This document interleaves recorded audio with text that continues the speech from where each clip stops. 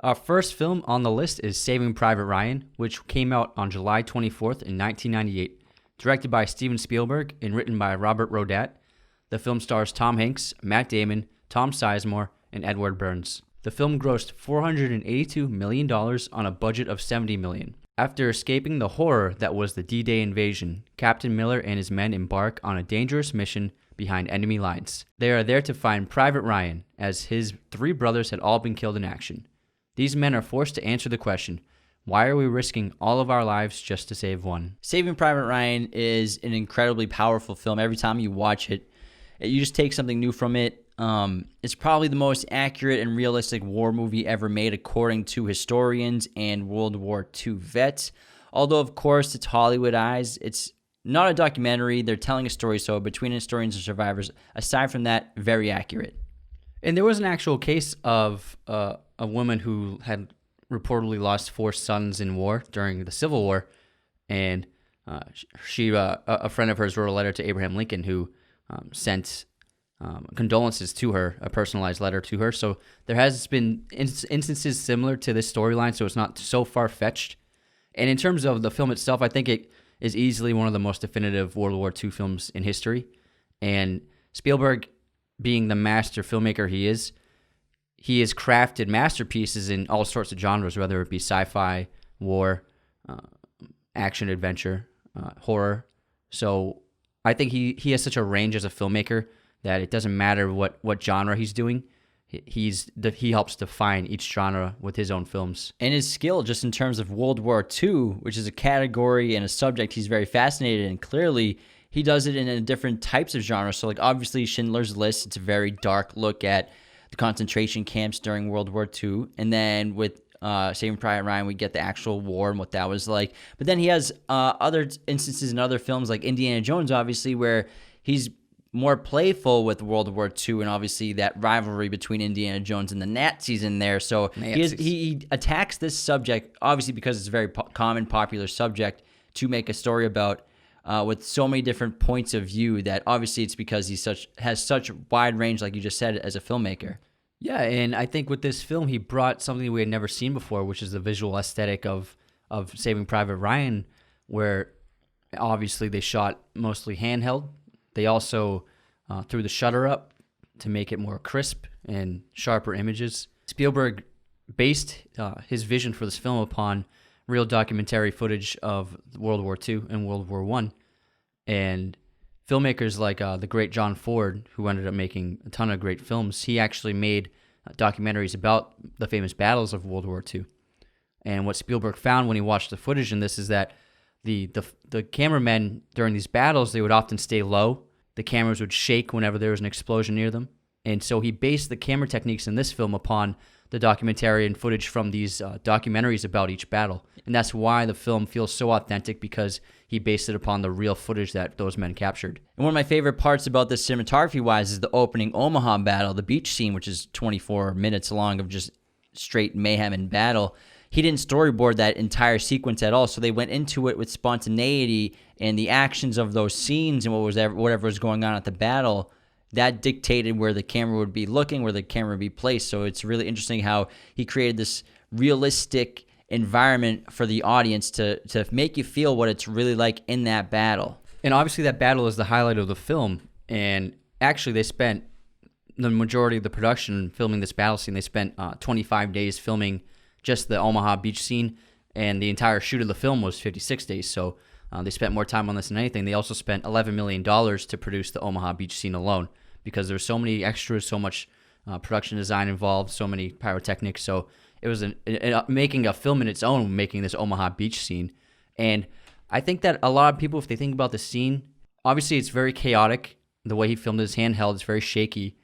But it's not like modern action movies where it's shaky handheld camera work along with very quick cuts.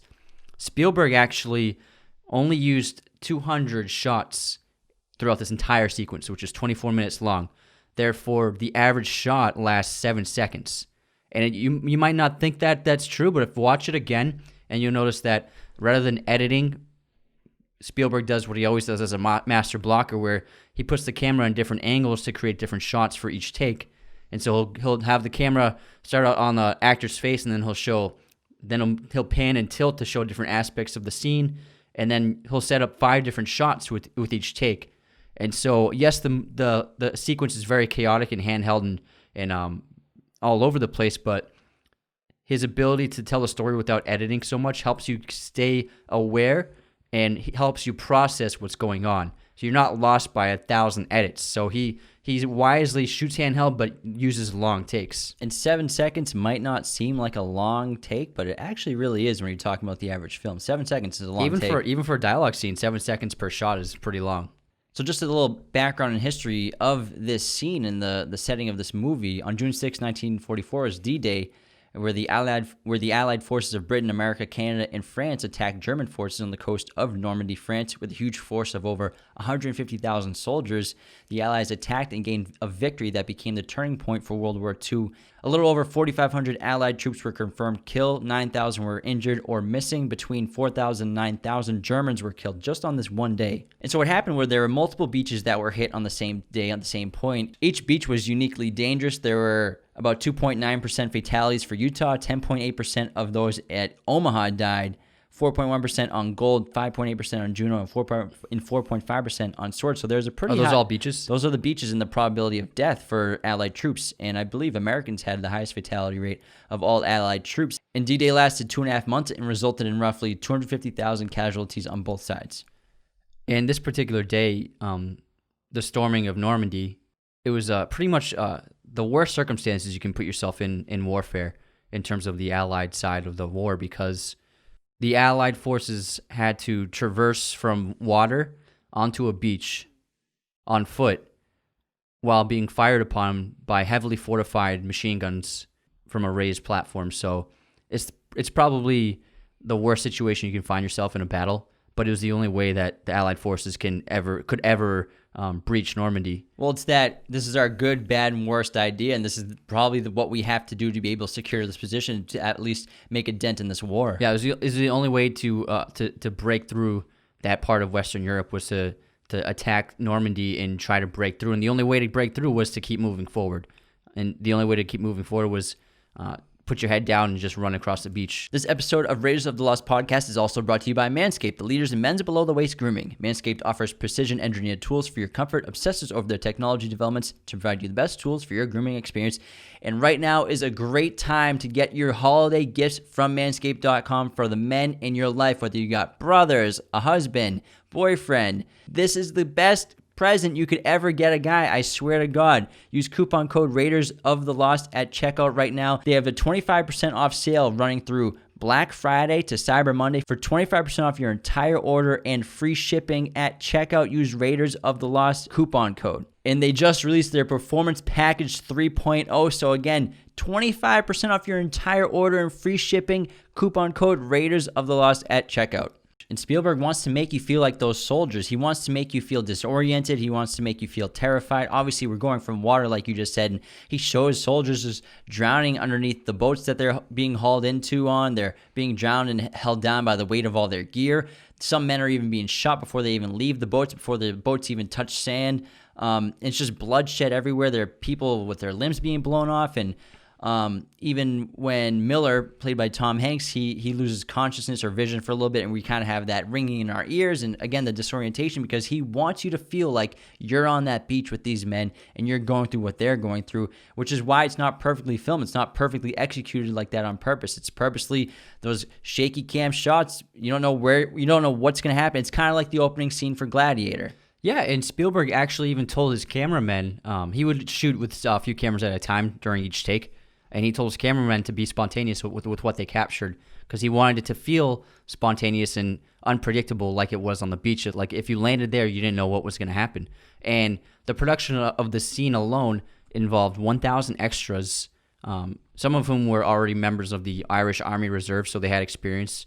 And of all of the extras, there were actually about 30 amputees involved in the scene, and what they did was they attached fake limbs to them, fake prosthetic limbs with explosives in there, so that whenever a soldier gets their limb blown off in the film, it's not CGI, it's actually an amputee who special effects goes off and it explodes the limb off of them and blood splatter, so it looks like it's a real person losing their limb. And that's a perfect example of how complex the scene was, because in addition to shots like that, which you probably have to get a couple takes at, but you can't do back to back, you have to, set that up again with all the extensive practical effects on the people, just like all the bullets that are raining everywhere. It's actual practical effects. They use these fake bullets and these little mini fake projectiles called squibs, and they only had so many takes throughout each day that they could do, because it takes the entire day to set the beach up with all these squibs, because the rain of fire is absurd with all the machine guns on those hills and on those cliffs. So I think they're probably, I think I read somewhere between like 300,000 shots would be fired like a day. They're firing off thousands and thousands of these squibs just for each of these shots. And what happens when you run out of squibs? You have to shut down for the day and reapply those squibs and put new squibs in. And also another great effect that they would do is, obviously they're using guns that fire blanks only, but they fix the triggers of their guns to set off squibs on people or enemies that were being shot at, to make it seem like there's actually a bullet traveling from this gun to that person's chest. And that's how they capture the shots where, say, the camera's behind a soldier and they fire on an enemy further down the screen, and it accurately explodes on their chest when they fire the gun. That's because it's actually remotely connected. So it's a great special effect. And also on this beach, there are a ton of obstacles, like the anti-tank and anti-boat obstacles. And these are actually put in by the Nazis because they expected the Allied forces to arrive on the beach in high tide. And so they put all these obstacles under the water to destroy their boats as they made it to shore. But the Allied forces decided to embark during low tide, and so the water had not risen above the obstacles. So that's why all these obstacles are actually visible in the sea. They're not like put there for the soldiers. They were put there to stop the boats. But since the Allies came at low tide, it was unexpected for the Nazis. And probably one of the most disturbing parts of this entire scene and sequence really is, for the majority in the beginning, while the Allied forces are storming the beaches and getting shot at, we never see the faces of the German officers or soldiers. We never really see like their eyes or anything. What we see is just glimpses of them in the distance if we can, or if not, over the shoulder shots of them firing at the Allied troops. So it's kind of like this disturbing like enemy where you can't even see them. You don't know where they are. Just like the troops storming the beach, we have no idea where we're looking for. Most of the men that were sent out in D-Day were actually very inexperienced soldiers in terms of combat. And the Army did this on purpose because they wanted soldiers to arrive at the beach not feeling intense amounts of fear and horror, without having the experience of understanding what the combat would have been like. So many of these soldiers, they were just fresh off the boat, just finished training in boot camp, and this was their first moment of warfare. And that's similar to the German soldiers on the other side during this battle, because a lot of them weren't actually highly trained Nazis from Germany. On the day of D-Day, when forces landed, Nazi leader Adolf Hitler was still asleep, and this guy was knocked out until noon. God knows what he was up to the night before, shooting up heroin. And none of his generals or high up officers dared enter his room to try to disturb him to ask for reinforcements, because they needed to, or send them themselves. They needed it to come from Hitler as a command to send reinforcements. And without these reinforcements, all these crucial hours are lost in this battle, which led to the fall of Normandy by the Nazis to the Allied forces. The thing about this battle is most of these German officers and soldiers in this battle weren't Nazis. Like I said, they weren't Germans. They were from other countries. They may be Polish or Austrian or even French themselves, and they were captured and forced to fight in the Nazi army. And that's why there's a scene when they finally get past the beach and they have the other soldiers at gunpoint. They're screaming to them and pleading with them not to kill them. They're not speaking German. They're speaking another language. They're speaking Czech. Yeah, speaking Czech. So it's Czech Republic. And these people are just, again, forced to fight or die. This episode of Raiders of the Lost podcast is brought to you by our friends at movieposters.com. Use coupon code Raiders15 to get 15% off your order today, just in time for the holiday season. If you love movies as much as us and want to decorate your house, your apartment, your bedroom, it's the best website to use, especially with our coupon code Raiders15 at checkout for 15% off your order. They have great designs, framing, backlight, canvas, even plaque designs. Again, Raiders15 at checkout for 15% off your order from movieposters.com. In this opening scene, we follow three different perspectives. It's the perspective of the Allied forces, the perspective of the Nazis, and then the perspective of Captain Miller, played by Tom Hanks. And I think this was a career-defining role for Tom Hanks, because yes, he had proved his abilities as one of the greatest actors working, but he hadn't done anything in terms of action or wartime in any capacity. And to see him as a soldier in this film, I think the reason why it works so much is because Tom Hanks doesn't look like what you would expect the hardened captain of a company to look like. He looks just like a normal average guy, and we end up learning throughout the film that he was actually just a public school teacher in real life. And I think that casting Tom Hanks with that everyman quality makes us relate to the soldiers more, because they just look like us rather than movie star, chiseled, strong men. They're just a bunch of young guys, and they aren't soldiers. They were drafted and put into the war and given a duty. A month ago he was teaching school. And speaking of given a duty, this whole battle could be like a metaphor for this squad that's going to have to go off and find this Private Ryan. And, compared to the men that give the orders, these soldiers are fighting in this horrific battle. They don't know what's coming around every corner. They don't know what they're going to expect. Whereas their commanding officers are in no danger at all, and they're just giving orders. Yeah, and that begs the question, the main idea of the film is, why is this squadron of a handful of soldiers have to sacrifice their lives to save one man? And what's the point of this mission? And why save one man at the expense of others? The mission is saving Ryan becomes a way for the men to try and get their humanity back.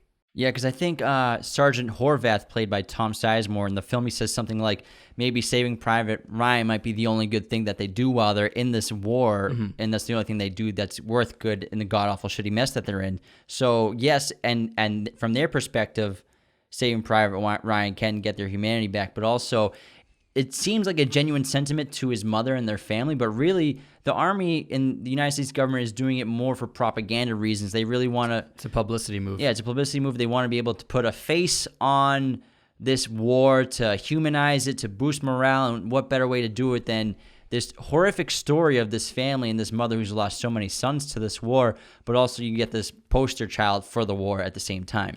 Yeah, and then we learn through the reactions of the squad. Obviously, Captain Miller is the leader because he does what he's told. He follows orders without question, even though his men question the orders. That's why they're not in charge of the company. He is, because he is a leader, because he follows a chain of command, and he does what his superiors tell him to do without question. So I think he shows strong leadership, and as we watch the scenes play out, we learn how good of a leader he is and how much his men respect him. Yeah, but again, however, when you look at the full context of their mission to save Private Ryan, why does Ryan's life matter over these men? Again, it's just because they want the image. The government cares more about the image than the families, because, of course, all these men's lives matter. They all have families, too. They all have mothers. They all have probably siblings, some of them brothers, maybe brothers who've died in the war as well. But, again, bringing Ryan home humanizes the war and death of what's going on. And also, I think it has something to do about the loss of hope, and how the idea that one woman can lose 5 sons in a war is such a devastating prospect and can elicit complete despair. And so I think trying to save Private Ryan is a way of trying to hold on to hope in some way. And so I think it's actually a very important endeavor for them to carry out. And ultimately, this film shows so many reasons why not to go to war, but also really the one reason to go to war, and that's because it's the only thing left to do. It's the only option when you're left with this horrible enemy like Nazi Germany. You have to fight back before it's too late. Yeah, the Germans were planning to completely overtake Western Europe. If it wasn't for the Allied forces and the victories they had during World War II, Nazi Germany would have occupied every country in Europe, and they would have become a serious threat to America. I'm sure that America was next on their list once they conquered Europe. And so this was a very important war for the history of mankind and the survival of all of these countries in Western Europe and North America. I think it's important to address that this film isn't perfect in terms of the depiction of the soldiers in World War II, especially in terms of men of color who fought in World War II and sacrificed their lives for America and Western Europe's survival. Over 1.2 million African American soldiers fought for the Allied forces in World War II. And even though they all sacrificed themselves for the greater good, they were still facing severe discrimination and segregation within every branch of the military, which is obviously very unfortunate, and you don't want to hear that. But and it actually wasn't until the Civil Rights Movement where black soldiers began being treated better by the military. So I think it's important. Obviously, I think the film missed the mark in terms of depicting people of color in these battles. I think one of the most important scenes in this film is also the squadron attack of that machine gun that they come across on the hill that doesn't see them when they're traveling to find Ryan. And I think it's important because Captain Miller's men ask, Captain Miller decides that he and his men should take it out. Because That's not part of the mission. They don't have to. Yeah, so it's not part of the mission, but he thinks they should take it out because they can't just leave it for the next patrol to be ambushed. And obviously all of his soldiers are upset about it because it's not part of their mission. Their mission is to find Ryan. Why not just leave it? Why not put this other obstacle in front of them? And for me, when I watch this to me it's a form of protest of these soldiers against their commanding officers and their generals, because this is the only time probably in the entire war that they get a choice in what to do, and they get a choice to do something good by stopping this trap that's just waiting for the next patrol to come along. And so they get, instead of being told what to do, they get to get the upper hand. They're in control of their lives for a change, and they get to take this out, which to them is a win, probably the only win they'll have in the entire war, although it does come at a cost. Yeah, I think Giovanni Ribisi's character, I can't remember what his name is, but I think he has one of the most tragic deaths in the history of film. I think it was so accurate to see how he portrayed death and how it was captured, because we see people die in movies 1,000 times, but it's rarely super believable. It's always like the same, like last words and.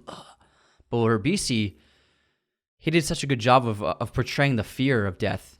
Like he's on the edge and precipice of death, and he's begging for his mom. And he's resorted back to that childlike innocence that he recalled in that story, talking about his mother.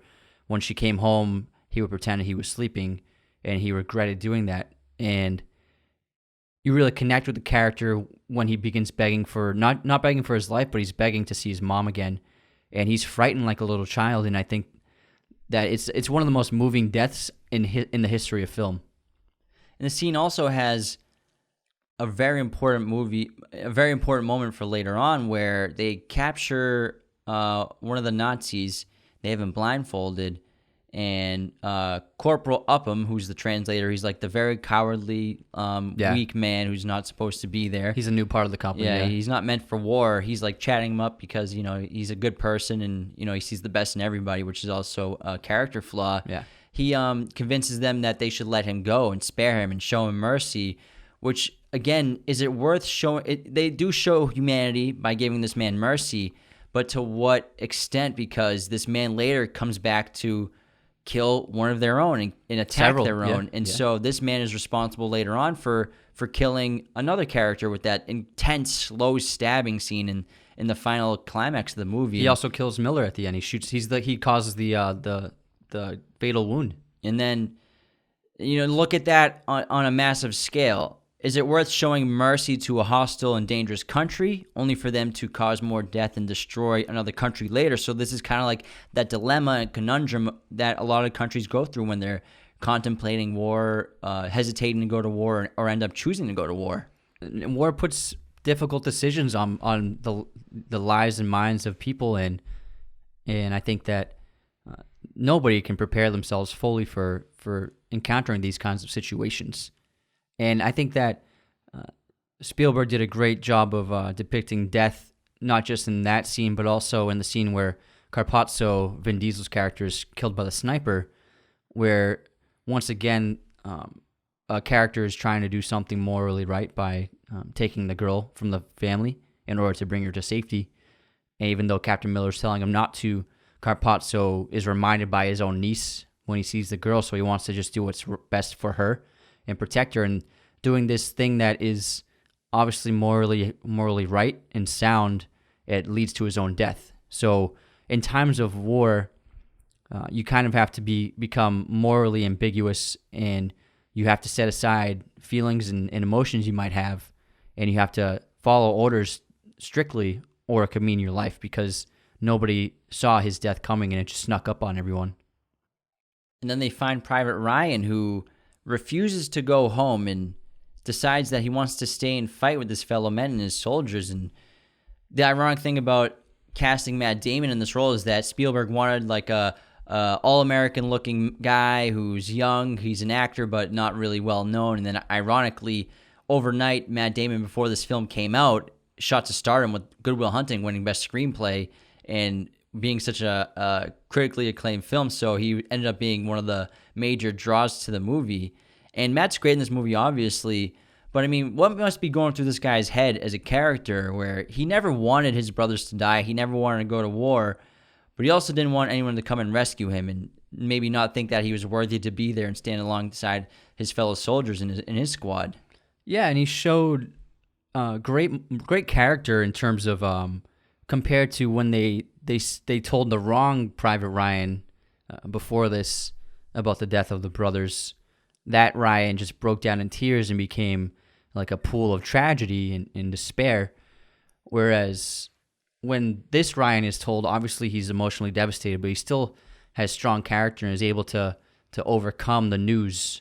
And he understands that even though something horrible has happened in his life, he's in an area and in a situation, an environment where he can't afford to be emotional, and he has to stick with his friends and his brothers, and he has to continue serving his country. And that's why he refuses, because he's developed a strong bond with these other soldiers. Obviously, we don't see what happened before the company gets there, but you can tell that these guys have been there for a while and obviously probably been serving together for a long time, so they've become probably a family, and he doesn't want to abandon his brothers, and he doesn't think it's fair that he should live while everyone else should die. And so I think that Ryan shows a lot of the best in us as a character. And one of my favorite scenes with Matt Damon is the scene in which he and Captain Miller are chatting, and they're waiting for the Germans to arrive, and Private Ryan tells that story. It's a little monologue about the last night with his brothers before they were shipped off to war, and it's a cute little anecdotal story about their older brother trying to get laid, and they were messing with them. And that story was actually completely improvised by Matt Damon in the scene and ad-libbed. And it was not written in the script. It had no plan for it. He just suggested, hey, can I say a story that I had an idea for? Spielberg let him say it. And it worked out so well that Spielberg kept it in the film. And so what happens is both these squads, very few men stay to defend, I think it's the bridge, right? Because the Germans are coming, and if they let the Germans take over this bridge, it leads them to the next city over to attack where the Allied forces are. And they get control. And so they obviously kind of go into this suicide mission almost of trying to defend this small area with just a few men. So it's an awesome battle, and it's an awesome scene where they have like these booby-trapped explosions and everything, and obviously they're outnumbered. But then we also get where Corporal Upham helped lead to the mercy and freedom of that Nazi soldier. And Corporal Upham's played by Jeremy Davis, and throughout this whole film, he's obviously looked at as a coward. He acts like a coward. He doesn't do his job very well in terms of being a soldier. Pacifist. Yeah, so he obviously, you can look at him as a coward. He's too afraid to help his friend when he's being attacked, when he could easily help. And we have that intense scene where, like I said, he's at the bottom of the stairs crying while his friend's being killed by a Nazi, and he could easily go up there to help, but he decides not to. And we find out it's the same man that he helped let go, and so the Nazi lets him go. And I think Corporal Upham probably goes through the most character transformation in this film, because eventually he kills this German at the end of the film after they win the battle and he has them at gunpoint. He shoots this one German. Executes him. He executes him in front of the other men. And I think that he does this because he's trying to relieve himself of his guilt of being such a coward for letting the Germans kill his fellow soldiers. And he'd rather live with the grief and pain of becoming a killer than letting that go unpunished. We were young when we saw this movie for the first few times, and when I first saw this film, I always thought extremely negatively of Upham, and I still do. Obviously, he's not a strong person, But you have to understand that a lot of these men who were sent to war, they were kids. They were 18 years old, and they had no experience at all, and they were thrown into this war zone. And I mean, just imagine Upham a few months previous was probably just in high school. You know what I mean? So you have to understand that I know so many films in the past, so many films about war, the actors are generally cast to play younger people, but they look like they're in their 30s and 40s. I think Dunkirk's the only one that did a good job. Yeah, Dunkirk, 1917 did a good job too. But Yeah. so we were so used to all these previous war films casting older actors to play the soldiers that we forgot about the fact that the vast majority of soldiers were under 20 years old, and so they were just kids. And you have to understand that when you're so young, to obviously some people, they won't be able to handle the stress of being in warfare. Some people aren't meant to be in that kind of situation. And I think Upham is just that kind of person who they're not supposed to be there. Saving Private Ryan is an incredibly powerful and philosophical film about war. There's so many moments in this movie that are more than just violence. Obviously, it's heavy in gore, but that violence, obviously, as we talked about, represents much more. And we could go into 2 hours in this film, but but let's do some fun facts real quick. So Tom Sizemore, who played Harvath, I think this is his best role in his career. He was actually struggling with drug addiction before the filming of this movie, and Spielberg forced him to take a drug test every day. And he really wanted Sizemore for this role because obviously he's perfect as Harvath. And Spielberg said that if he failed a single test, he would recast the role and reshoot all of the scenes with a different actor. And ultimately, Tom Sizemore stayed clean and ended up giving one of the best performances of the film. Steven Spielberg is on record saying that even if the film had to receive an NC-17 rating, he would have released it uncut anyways. There are actually a few countries India and a couple of other countries, they didn't want to release that cut, and they asked him to change the cut of the film and make it less violent, and he refused for every situation. And a few of the films didn't show a few of the countries never showed the film, and then India is a country that they're one of their highest people in power and government watched the film and approved of it. And so obviously Spielberg stuck to his guns. This film is one of my favorite things about this film is that it's got this crazy cast of supporting actors in like these very tiny minor roles in the film. It happens a lot more movies. Yeah, so you have Vin Diesel, you have Bryan Cranston shows up, Paul Giamatti's in a scene, Nathan Fillion plays the other Private Ryan, Ted Danson's in a scene, and then Andrew Scott is in the scene as well. So this amazing cast of actors, and they're in a couple minutes each of screen time, if that. And some of them are like blink and you miss it roles. So it's a great cast. And the main cast of the film, they went through boot camp together, and Spielberg purposely left Matt Damon out of the boot camp because he wanted the other actors to go through it together, knowing that Matt Damon didn't do it with them. In that way, they would all form a kind of resentment towards Matt Damon, which he hoped would reflect on camera in their performances, because they resented Private Ryan because of the mission they were on.